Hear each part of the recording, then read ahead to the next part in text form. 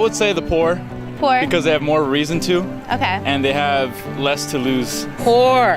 Why is that? Because there's a system where you have the bourgeois and the proletariat, and the haves and the have-nots, and because I don't have as much as you do, does not give you the authority to mistreat me, abuse me, use me, any kind of way. The poor people. And why do you think so? Because they think that the authority, they don't hear their voice and they don't pay attention to their problems. Like poor people would be more likely to use the vigilante justice just because the system that's been put out, sometimes the poor people will view the system that's been established for them as, benefiting the rich rather than the poor. I would say disenfranchised individuals, whether they be poor, whether they be minorities, are more likely to be slighted by the law. Less wealthy person would be. Okay.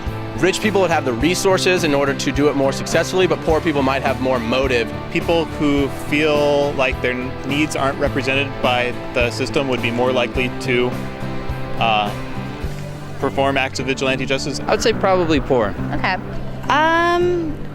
I would love to go with the stereotype of the poor wanting to do it, but at the same time, I can definitely see people with higher lifestyles wanting other people to do certain things for them, so taking it into their own hands, I guess. But probably generally the poor, just because a lot of people, they don't have enough money to get lawyers or even take legal action, so therefore the poor. Our justice system is based on the idea that no one is above the law. We're all equal in front of it, which is why vigilante justice, acting outside the law, is illegal.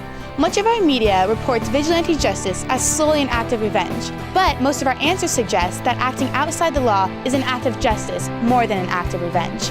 So perhaps the first step to stop these violent vigilante acts is to reform our pay-to-play justice system.